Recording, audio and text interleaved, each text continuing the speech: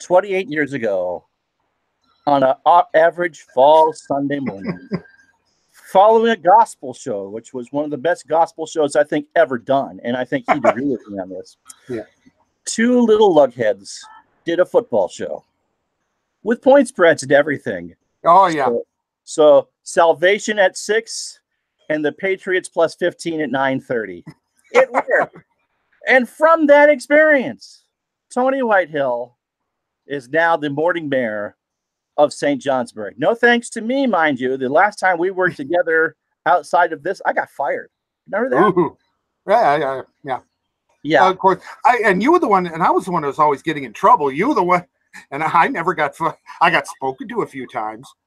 But well, here's the thing. It was a terrible game. It was a Linden State College women's game between that and someplace up in Maine, and it was over in 2 minutes.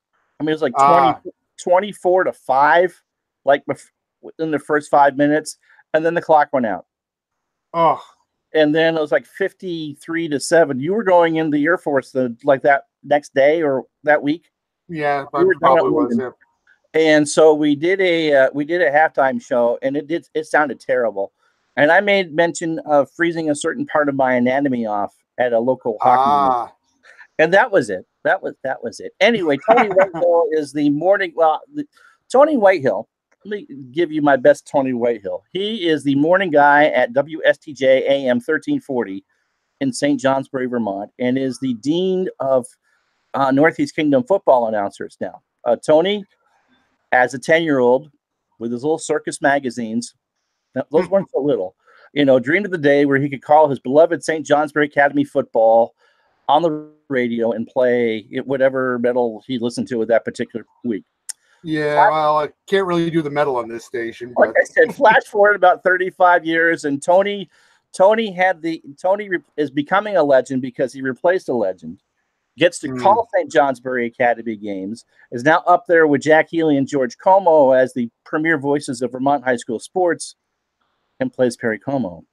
Now, I'm the one in college that listened to WSTJ, not you, but here you are all these years later. Welcome to the show, and thanks for being on.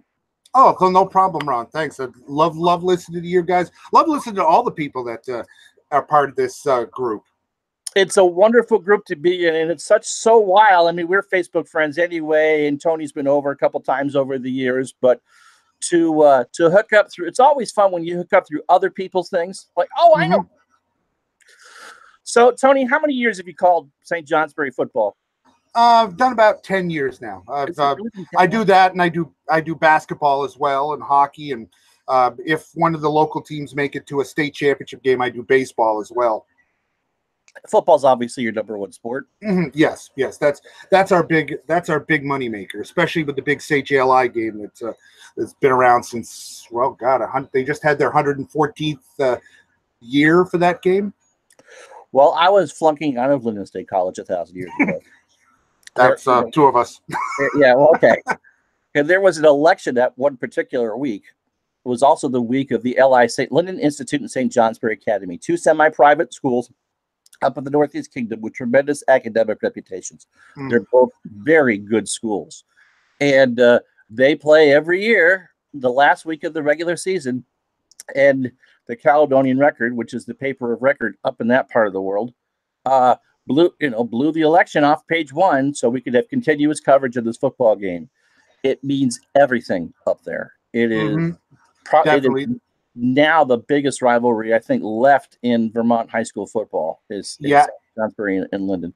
After South Burlington and Burlington combined now that they're right. Both the same team. Luster too over the last few years. Just because they had a hard time trying to find kids. We'll get to that in a minute. How did you get the job? And explain exactly what that rivalry means. Well, I got the position. I kind of fell into it. The guy who'd been doing it, broadcasting for a while, he was looking to basically find a second broadcaster to take a spot when he had to assistant coach with the basketball. So I put my name in there. Obviously, I'd been doing it off and on at college radio stations and public access.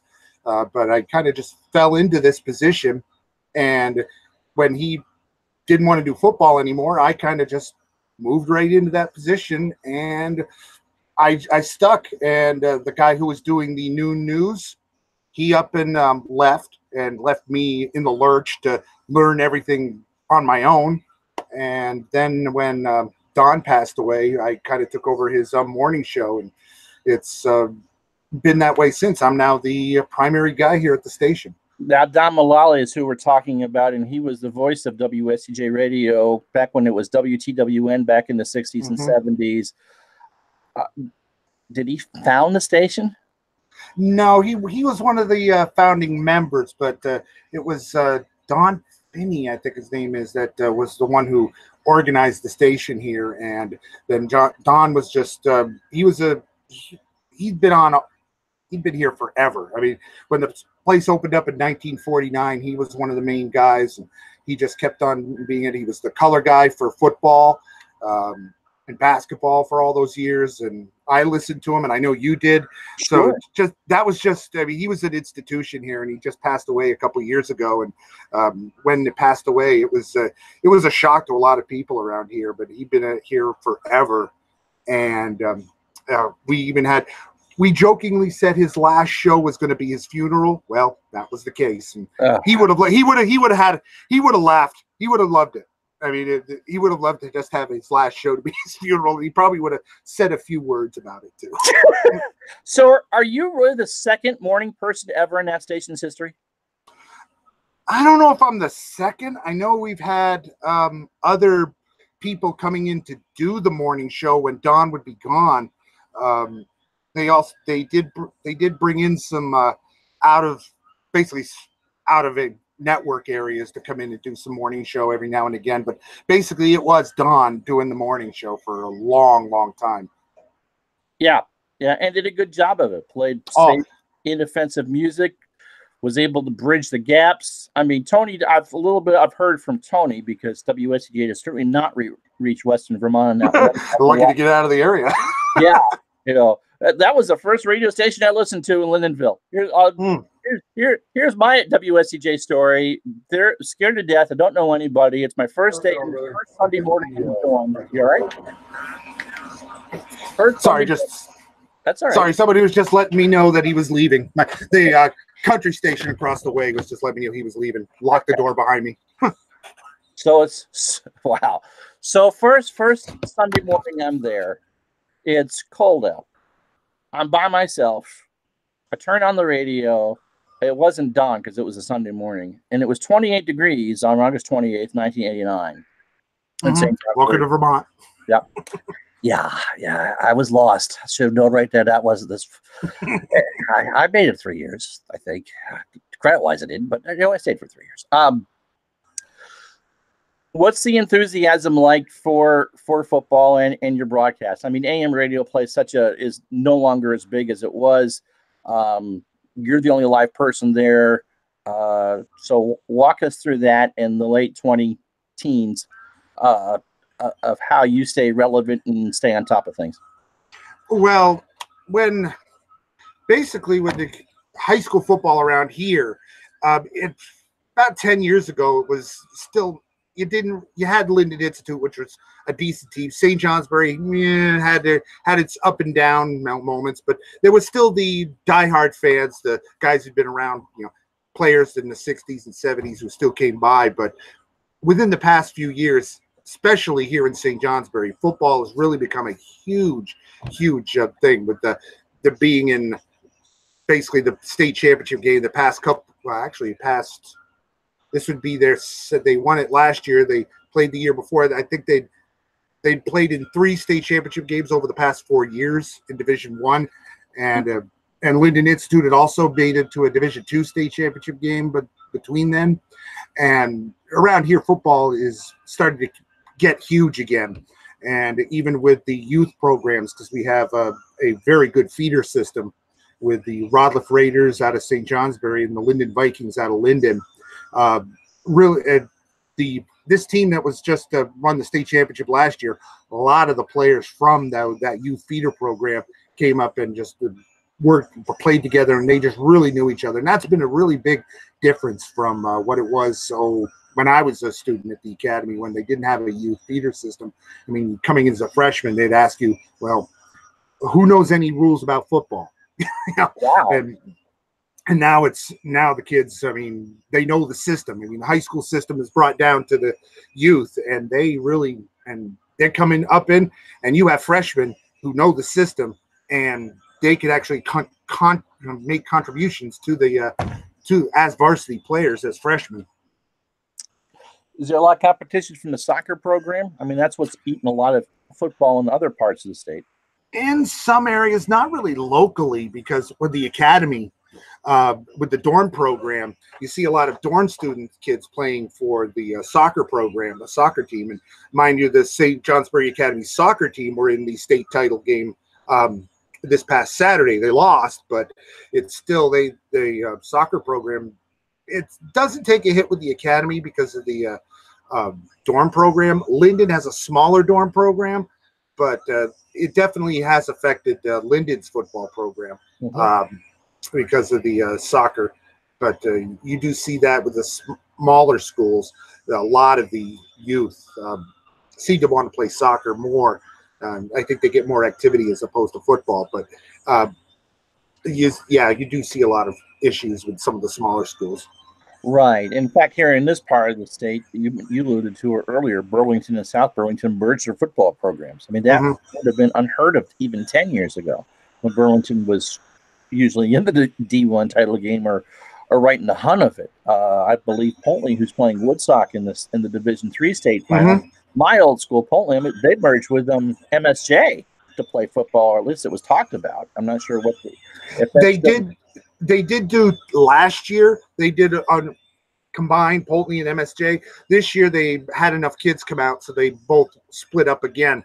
But and it really was a big. I mean, it helped out with the combining of South Burlington and Burlington. It really did help out. You saw.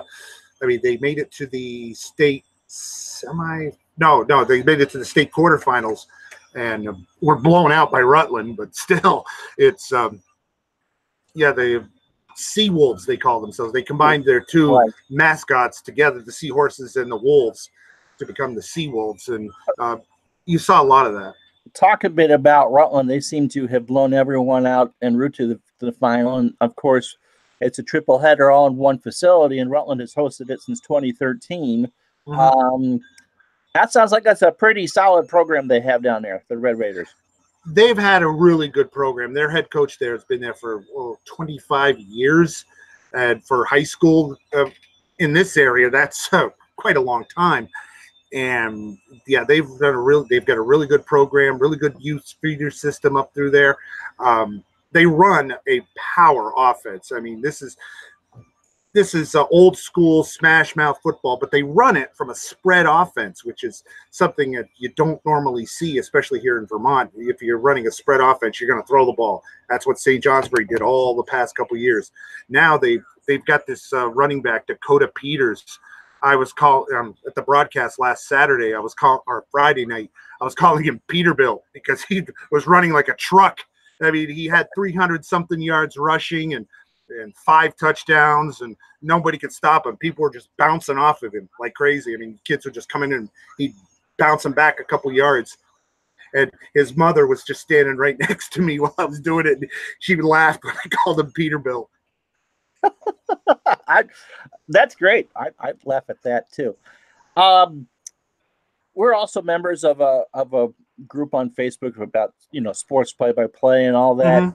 Talk about preparation time and how helpful the coaches are and what exactly do you do? I mean, these teams in and out and all that, but what walk us through a week of prep time for you. How long does it take and all that? Well, usually I start preparing the week before the game, basically on that Monday, and I'll usually call the athletic director and let them know I'm coming. Because they just like to know that they have a space for you, and if there's another radio station there, you kind of can separate. I mean, there's the NSN Sports, the internet video group that I sometimes do football and baseball with them sometimes. But if they're there, they take up a lot of rooms. But me, I don't have much room. But I'd like to talk to the athletic director, let him know I'm coming. Talk to the coaches, get stats if I can, get any other information I can get with them. Just basically get a rundown of what they expect from the team, what they expect from their opponents, any keys to the game they want to get. And most coaches are pretty good about it. Some don't really like working with the press. I guess they've had bad influences from other organizations, press groups. Some, there's one. The one here up at the academy. He's Coach Rich Alucio. He used to coach college football, so he's really good with the public, really good with the press, and a great interview. I tell you, he comes down here and you can't keep him quiet. He's a great interview. That's awesome. You're in one of the few stations that are actually doing high school football. I'm not sure because of the Red Sox playoff run and the way that those games were scheduled that the local ESPN station here in the Champlain Valley did any games. Of course, it's hard to sponsor them too. That must be something that you got to sell all that time too. Yeah, we have issues sometimes during the regular season to get some games in for sponsorship. Red Sox do play precedence. We've been a Red Sox flagship state, or not flagship, but station since we came around in 1949. So they take precedence. But for most part, once the big game comes along in the playoffs, it's no problem finding sponsors. But it's the early season games. It's a little tough, but we're usually the only station around that does high school football. There is a station down in Rutland that does games, and sometimes Jack Healy, who's been doing it for 1,000 years. Yep, and I had a chance to talk with him the other day. Great guy. Same thing with George Cuomo with the WDEV. He does mostly hockey with them now, but he does do high school football from occasionally, once in a while. But George is a good guy too. But overall, it's most of the stations in the area music comes in. They might have one guy that works there as an on-air talent, like my own station. But it's tough to see other stations not being able to get the local programming, because we like to try and be a small town station, and we like to be with the community. We really push community interests. We have I always bring on my morning show, I'm always bringing in local politicians or the fire chief or the police chief or anybody just to come in and talk, bring up some local interest. All right, so talk to me about prep for that. What time do you get up for that? It's my wife's phone. I can hear from the other end of the house. What time do you get up for that? Oh, I'm usually up at 3:30 in the morning. Okay. Jump in the shower, run on down here, and of course, sometimes if my wife needs a car, she drives me down here. But most of the time, I drive myself or get a ride from the guy that works at the country station across the way. He comes in right around the same time, and basically come in. I set up. I already have my music set up because I usually do that the day before. I'll have my music, put it in the computer, and print my sports, print my news, read that off, record it for the afternoon. Put in any commercials that somebody gave me over the previous afternoon that I wasn't here to do, or anything along that line, and come up with some information, good stuff to talk about. Yeah, AP is really good about giving us kickers to little funny stories to bring. Yeah, I remember. No, we don't have in 30 years. Yeah, but we don't have the teletypes anymore. Right. Everything now is computer. But we do. I called my station the time machine because my board is something from the 40s. I bet it is. And we still have a bomb shelter down in the side that was used when this place, when there was all worries about nuclear attacks and stuff. You go downstairs, they still have civil defense things on the walls. We still got the EBS ticker in the corner that if something were to happen, we could get a tick from it. We still got all the equipment, but none of it works. But I don't know why Bruce keeps this stuff, but he thinks that maybe. We still got a cart machine sitting in the back room that we haven't used it in 20 years, but we still have it because who knows, we might need it someday. I don't know. All right, so I gotta ask. I know what type of music you play, which is stuff I would listen to. and I know what kind of music you like. Yes. So what have you tried to sneak past? I sometimes try and sneak a little bit in previews during the pregame of a football game. I try and sneak in a little bit of Metallica. I know the Patriots during their the Patriots, they're basically the same guys that run the rock station down in Boston. Mm-hmm. Their intro music is also, they got Metallica, Megadeth. I kind of jokingly say sometimes that some of the people are going to be scared hearing some of this music that you hear coming over the air to the Patriots. You touched a little bit about what role you play in the community. What kind of feedback do you get from listeners? Is it just older people? I mean, you're on a pea shooter, no offense, a pea shooter AM station in a day and age where, as you said, are you even getting out of St. J at this point with all the interference? Sometimes during the day we can get down. I could get maybe 30 miles, 40 miles away on a during the day, but night for some reason you'd think it would get a weird atmospheric bounce or something, but you can't. Gets maybe 20 miles out of town, but during the day you get plenty of good coverage. Now, on that note, you know what DXing is, right? Yes, of course. Distance listing. I got an email, I'd say about 2 years ago, from a guy in Finland who picked up our station from Finland. And first of all, I didn't believe it, but then he sent an audio back. You could hear it was scratchy, but you could hear our top of the hour promos. You could hear everything that goes on, and you could hear my voice coming up over there, over this from Finland. I mean, it was scratchy, but I had to sit there and laugh. It had to be some really weird atmospheric bounce up there, but just to have somebody pick that up. That's nuts. Do you remember the night that we picked up a station from Youngstown, Ohio on one of the and we went, somehow we got enough change to call it because they didn't trust us for their own long distance phones and call from payphones. And we called. That sounds how old we are. Payphones. Yeah. We're both older. We're both older. Maybe if I paid less attention to never mind. But yeah, that's awesome. So, what kind of feedback do you get from the community? I mean, you're obviously you're from Barnett, which is around the area. You're local and you care deeply about local issues. So what kind of feedback do you get from your friends and neighbors? Well, the schools love to hear, especially when you get these when I do basketball games like at a small school like Danville. Oh, they love it. People will come up to me and say, "Hey, thanks for doing our game," or thanks for talking about us during the morning show, I get birthday notices. People will always say, can you read this birthday over the air? That I do that, no problem. It's content. It's great. It's local. I love doing that stuff. Some people they don't recognize my face, but they'll pick up if I'm at like a convenience store or something, and I'm, talking with somebody at the counter. They say, "You sound familiar." And I go, "Well, I kind of work at a radio station." And I say the radio station. They say, "Oh, I also do voiceover work for the country station and some of the commercials."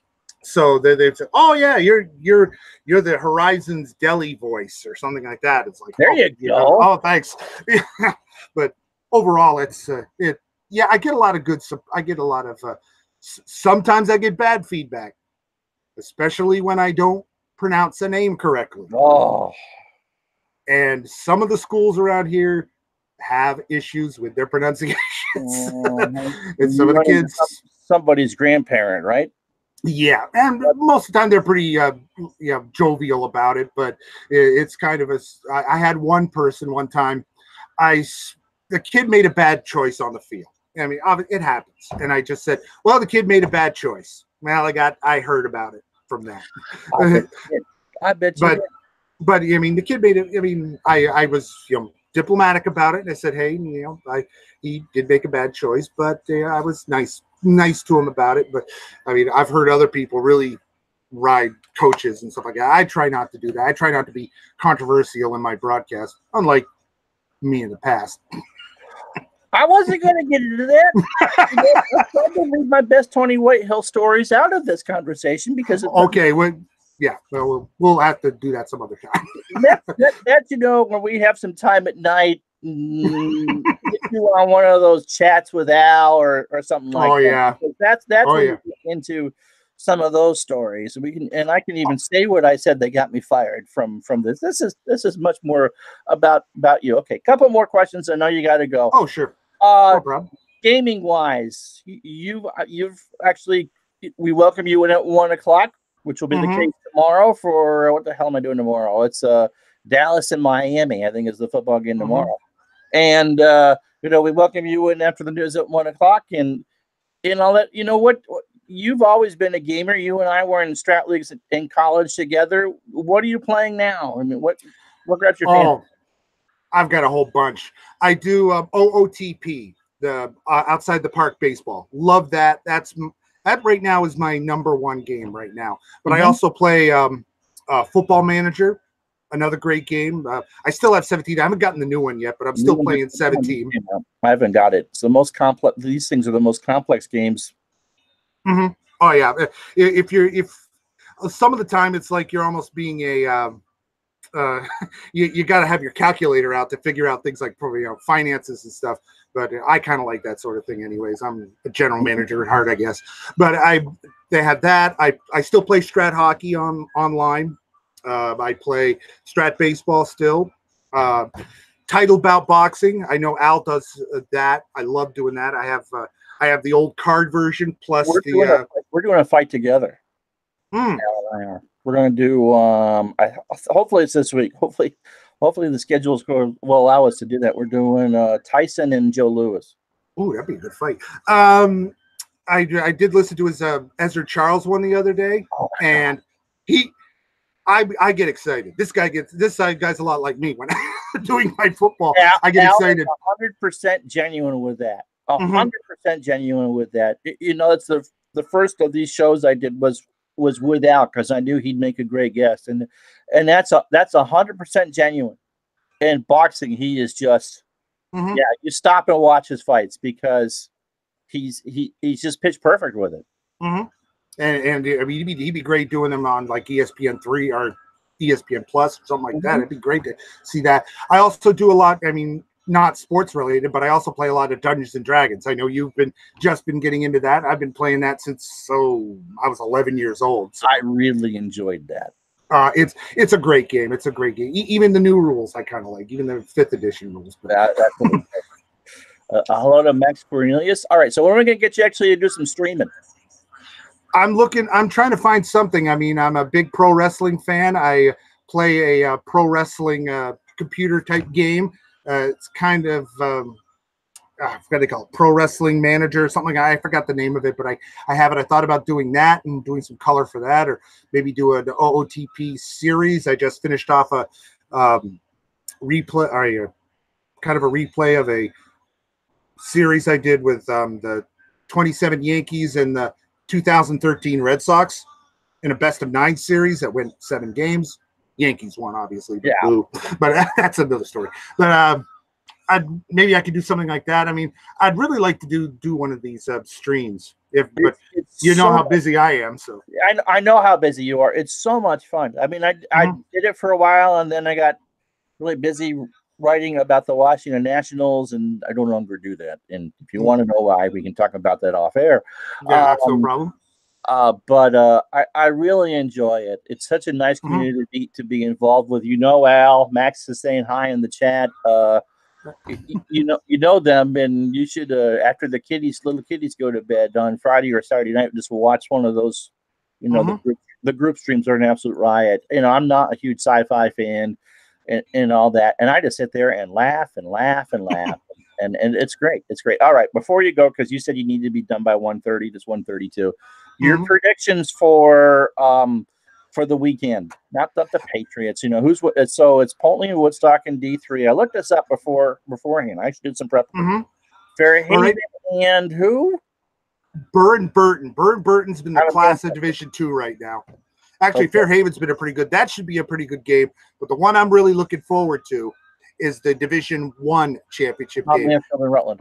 Yep, Rutland's got a very good team. Mount Mansfield has surprisingly been gotten the #1 spot. It's been a real strange season for Division One. No undefeated squads. They've had upsets galore, especially in the last week of the season. You had 3 huge upsets. Mount Mansfield can beat Rutland, and Rutland can beat Mount Mansfield. So it's going to be a really good contest. I think Rutland's going to get the win on that one because just the fact that it's their home field. I mean, it's rarity that you see that, but the state championship game being held at Rutland's field. It's a big field, so I mean, it has plenty of room for people. So that's why they've been doing that the past few years. Woodstock Pulteney in the D3 game. Woodstock's been the class of D3. They've beaten a lot of good Division II squads, so I give that one. And in the Division II contest, I'd give Burr Burton in a close one over Fairhaven. That one will be a good. That would be a good one as well. All right. I'm gonna be very busy on Saturday. NSN doing all those games, or who's doing those? No, NSN lost the contract with Vermont Principals Association. Now Vermont Principals Association does it with the it's a National High School Sports Federation or something like that. It's a paid service they do that with. Oh. But I because it's my job, I kind of bought a year's. I bought a year's subscription so I could watch other state championship games, and I kind of like watching the basketball and the hockey. Since, of course, maybe in the future I'll do basketball with you to talk a little bit about high school basketball around here. But so are you doing any basketball games for NSN this winter? Maybe I don't know. Eric's got to give up. Eric Berry, the guy who runs that, he's going to be He might be doing. I might be doing some games with them. I've done some hockey with them too. Last season, I did a couple playoff games with them. I did a couple Plattsburgh State College games, and I know Eric just he does games for ESPN now. ESPN, yeah, he's doing the ESPN Plus Dartmouth home opener. So this weekend, so if he's doing one of those, I might be doing some games with Johnny, which will be nice, and those are free, so people can watch. All right. Tell people how they can find you and interact with you. Okay. You can look me up on Facebook, Tony Whitehill. Just look me up. I'm easy to find. You can look me up on Twitter at WSTJ Sports on Twitter. I'm a little iffy on I'm always on there, but I don't update too often. Most of the time I use that as kind of a way of getting my out-of-town scores when I'm doing a broadcast. But if you want to get me there, I'm easy to find there. And if you want to email me, hockeymetalrpg@gmail.com. I'm easy to get a hold of there as well. So, and just WSTJ does have a Facebook page as well, but we don't get that doesn't get much update either. I'm a little lax on the social media front when it comes to that. Do you stream your morning show? Sometimes. Sometimes what I'll do is I'll go on Facebook, but it's not. It's like what you're doing now. It's with the camera. Yeah, we used to stream online, but financial issues and things like that, we kind of had to cut our streaming budget. But that's how that goes. You got to pay for those songs, which is why. Oh, yep, and it's an issue with that. I mean, we had to find a way of because Red Sox can't be streamed online. We had to find a way of flicking the switch to do that. Right. Everything was held together by bungee cord and baling twine. So what are you going to do? So that's MacGyver, ladies and gentlemen, and he's going to be replacing Bill Belichick as coach of the New England Patriots. And when we get Tony in a more relaxed setting, maybe he remembers the contest that we ran on those Sunday mornings about as you could be the New England Patriots quarterback as well. Yeah, that was back in the days when they were really, really bad. Now, do you remember the try and get the promotion to get the name of WWLR on the air? How to get that? We did it at the CHLI game. I don't remember that. You'll have to tell me that one because I don't remember. Let's just say it's not good for family viewing. There's a lot of stories that you would like to share together that are not appropriate for this, but I want to thank you so much for coming on. I know it's normally I do these on a Monday night, but you're asleep or pretending to be asleep and all that, so it was impossible. Usually I got a game in the background while I'm sleeping, so. Hey, that's what you gotta do. So thanks for taking the time to be with me. Oh, no problem, Ron. Hopefully we can get Tony up and streaming, and certainly there's an open invitation from Al for you if you're ever up late on a Friday or Saturday night to come join that gang, you'd fit right in, man. You really would. Oh, definitely, because I mean, I've listened in on a few of them, so I kind of like listening in on those. Oh, those are a blast. All right, so on this channel, we have football for you tomorrow. You can go back and watch the tribute game I did to my dad last night, the 90 Bills and the 90 Dolphins. Tomorrow, the 78, week 10. I can't believe we're already at week 10. It is Dallas and Miami. Bob Greasy's finally healthy. And so that is Wednesday, and Thursday is Cincinnati and San Diego. And then the rest of it's, I got to sneeze. I hate that. Rest of it to be followed, but that's what I got the next couple days. I'm Ron Juckett. Again, thanks again to WSTJ's Tony Whitehill. He's becoming every bit as much of a legend as the ones that we listened to as kids. And we'll talk to you the next time. All right, see you later, Ron.